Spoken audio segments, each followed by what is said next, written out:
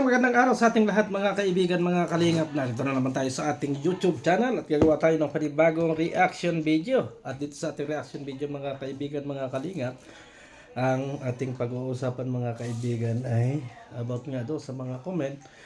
Talagang nakikita natin na tuloy-tuloy talaga yung mga bashing mga kaibigan, mga kalingap. At yan po yung ating topic for today. Kami po, gagagaling lang namin kasi sa paggawa ng bahay ni Biancy mga kaibigan, mga kalingap. Siguro abangan ninyo mga kaibigan, mga kalingap, yung naging kaganapan doon sa premiere ni Kuya Bal Santos Matubang. Para naman sa ganun ay mas maganda, hindi man tayo nakapag-vlog or hindi man tayo ay naging updated tayo sa mga bagay-bagay.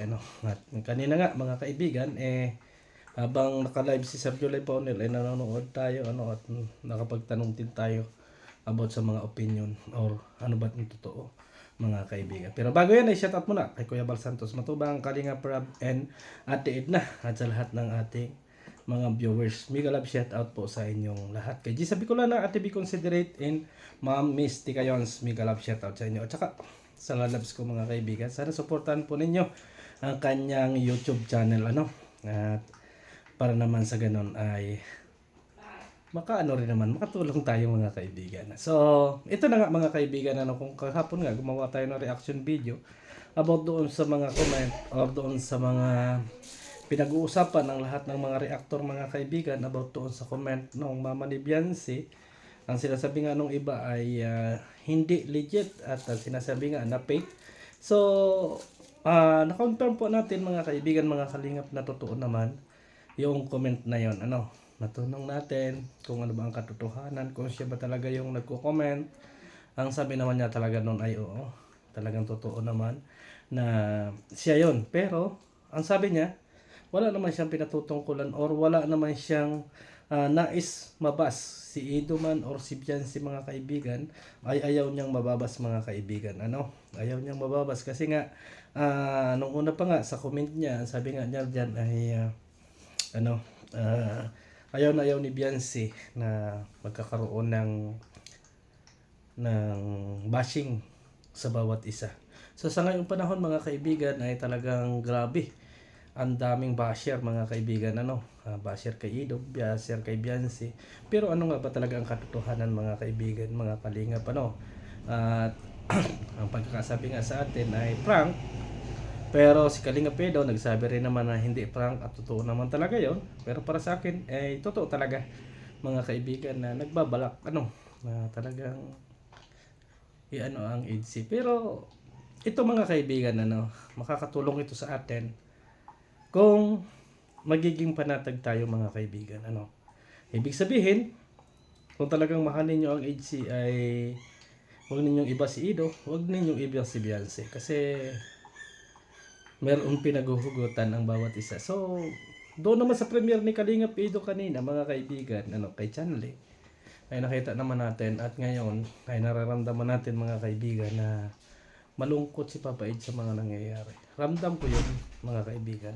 Pero huwag nating isipin at huwag nating kaagad sisihin si Biancy sa mga bagay-bagay na ganyan kasi sila lang naman yung makakagawa ng paraan kung paano nila maayos ang usaping yan. Hindi po kayo at hindi rin po ako, sila pong dalawa makakapag-usap niya ng maayos kung paano nila mapapanatili kung ano ang mayroon sila. Kasi ramdam ko sa bawat vlog ni Kalinga Pedro na aking pinapanood ay merong nararamdaman na hindi maganda o nalulungkot siya. At dito naman sa side ng isa, totoo lang, ay nasasaktan din siya. Nasasaktan din.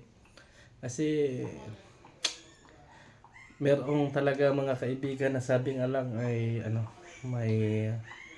may mga sulsul at meron talaga mga kaibigan na pasaway mga kaibigan sa totoo lang kasi sabi nga ni Biancy kung patuloy na mangyayari ito at patuloy-tuloy na siya ay masasakta sa mga bagay-bagay na ito ay mas maganda talaga na tuluyan ang ihinto ang EDC mga kaibigan. Ibig sabihin itong itong topic na ito mga kaibigan about sa paghinto ng EDC nasa sa atin o nasa kanila mga kaibigan, ano, nasa kanila ang magiging desisyon. Kasi ramdam ko na parehas silang nasasaktan, alam ko na parehas silang nagdaramdam doon sa kanilang mga gagawin desisyon. Pero kung tayo mga kaibigan na viewers na binaba si Bianche, binaba si Ido, so hindi po tayo nagkakaisa, baka tuluyan nga po talagang ma-end ito. Kasi anong magiging kaisipan ng bata? Ay, totally, punong-puno na rin naman ako ng bashing. Si Ido naman, ganun din. So, lalamig at lalamig itong mga kaibigan, mga kalingap. Kaya para sa akin, ando na yung time na sila ay magkakaayos at magkakausap ng maayos. Pero kung daragdagan natin ang kampihan, katulad ng mga nakikita natin, na grabe, yung pangbabas kay Beyonce, yung mama na di umano, kumita na at umano lahat ng ganon. Kaya kinalimutan at iniwan si Papa Edge. Ay over yon mga kaibigan. Over yon. Naging one-sided tayo sa lahat ng bagay. Kaya nga sabi ko mga kaibigan, unawain natin yung dalawa. Huwag tayong maging one-sided sa pangyayaring ito. Bagkus kausapin natin sila, payuhan natin sila na kung ano man ang meron sila ay pagpatuloy nila mga kaibigan. At kung ano man ang meron sila ay pag-usapan nila ng maayos. Yun po yung aking nakikita dito. Kasi katulad yan, sa premiere nga ni Kalingap Ido, nagpapahiwatig siya. Sabi nga dyan ay lumayo na yung isa, nasa far away. Pero ang nagpapalakas ng loob sa kanya ay yung bata. Pero ito lang masasabi ko kay Papa Edsa, mga kaibigan, mga Kalingap.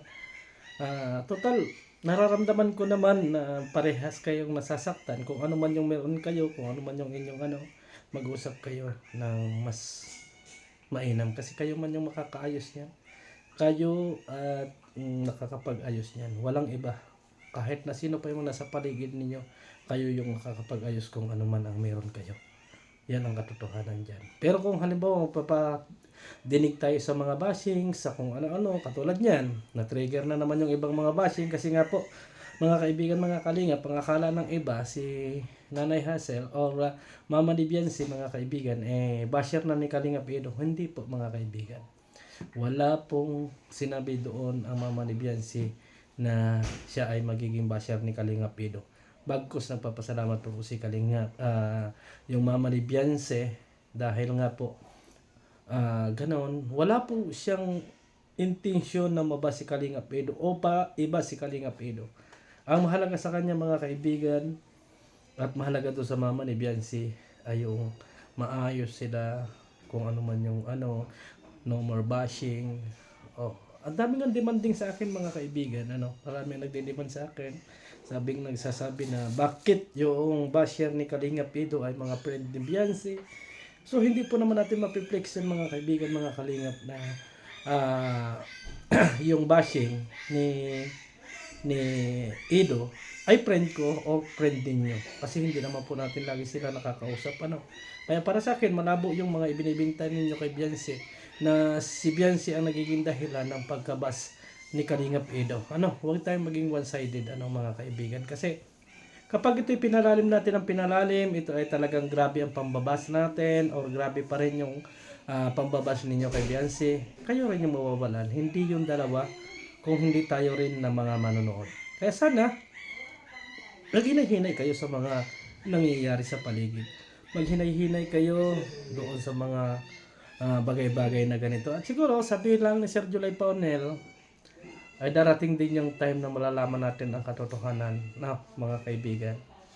Ano ba ang katotohanan, Sir July? Sabihin mo na kasi, Sir July. Bakit kung ano man ang katotohanan na yan, ay sabihin mo na. Pero ang alam ko talaga, sa ngayong panahon, nasasaktan si Bianci sa mga nangyayari, sa mga bashing. Yun po talaga yung alam ko. Yun po yung talagang alam ko, na nasasaktan din yung isa.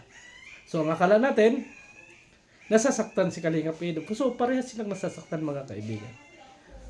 Doon sa bashing kasi, grabe ang natin kay Papa Ed, sa comfort natin, kasi sabi nga ay sinaktan ni Bianci, pero nasasaktan din pala yung bata deep inside. So, ibig sabihin, huwag tayong maging one-sided. Isipin natin kung paano sila maaayos, isipin natin kung paano ito talagang matutuloy-tuloy yung agency, mga Alis kaibigan. na ako!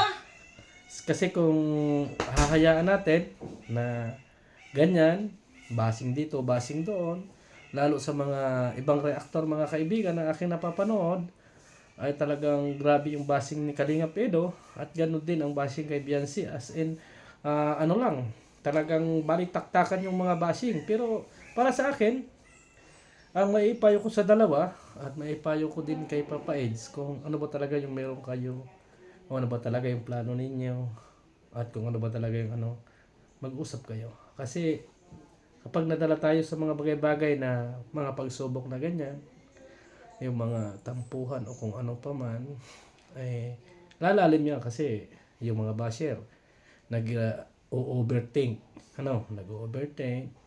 Yung mga basher ay kung nagsasabi ng kung ano-ano, pero huwag po ninyong ibas ang bawat isa sa kanila.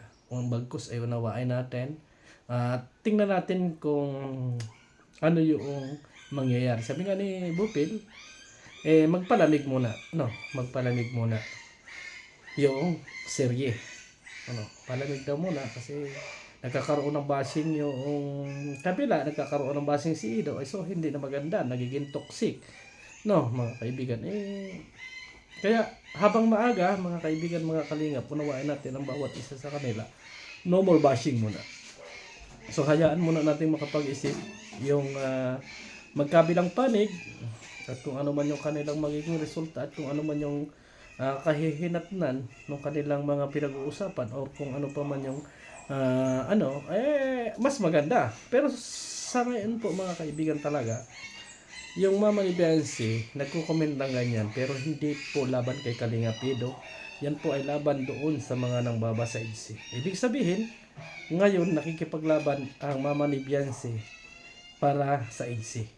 So kung kayo po ay ibinabas ninyo yung Batalero family dahil kumakampi kayo kay Papa Eds, samantalang yung mama ni Biancy ay pinagtatanggol yung EDC, so hindi po tama Kaya sabi ko nga, huwag tayong maging one-sided. Ito na yung time na tingnan natin kung tama ba na maging one-sided tayo. Kasi ako mga kaibigan, hindi ako one-sided. Nararamdaman ko sa kabilang panig malungkot.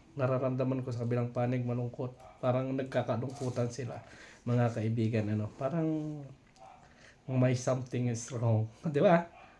Pero alam ko na maayos yan. Alam ko na darating yung time na maunawaan nila ang bawat isa. Kasi nadadala pa lang sila sa bashing, mga kaibigan. Nadadala pa sila sa mga sabi-sabi. Nadadala sila doon sa mga sinasabing agrumento na walang kabuluhan. May mga basher dito, may parakampi doon, may sumbong dito, may sumbong doon. At saka yung mga inasabi nila na Marier na yan, mga kaibigan, na babae ni Papa Eds, kung ano pa man. Pero para sa akin, lalaki din ako. Hindi ako naniniwala na may babae si Papa Eds. So, iwan ko. Hindi ko alam, pero ako po, para sa akin bilang lalaki, ay para sa akin lang po ay wala. Yun po yung sa akin. Hindi sa ako nakampi, kasi yun yung mga inasabi ng ilan na may babae si Papa Eds o kung ano pa man. Pero wala po akong nakikita na ganun, mga kaibigan. Kasi kung sa akin lang naman tatanungin, sa opinion ko lang. Kasi lalaki din kasi ako Kasi kung ako ay may syuta, mga kaibigan, at ako ay may love team, hindi ko ibibigay yung buong pwersa ko. Yung ibig sabihin katulad ng pagluha, katulad ng pag-mention sa mga live, ay isa nang pong paraan yan para masaktan yung aking tunay na girlfriend. Kung may girlfriend talaga si Papa Eds. Di ba? Halimbawa, ako, may girlfriend ako talaga, na sinasabi ninyo na may girlfriend ako. Ngayon, yung kalab team ko, lagi kong i-mention sa aking live. Bago sa premiere ko ay na-mention ko din yung girlfriend, yung aking love team. At hindi ko man lang na-mention yung siguro sa simpleng ganong paraan, mga kaibigan, ay masasaktan ko na. Or masasabi ko, mga kaibigan, na hindi maganda yung kahinatnan. Kaya ako po, mga kaibigan, mga kalingap, naniniwala pa rin po ako na walang girlfriend si Papa Edge na iba. No, mga kaibigan, mga kalingap. Kasi yan po yung ibinabato. So hanggang sa muli, maraming salamat and God bless sa ating lahat. Bye-bye.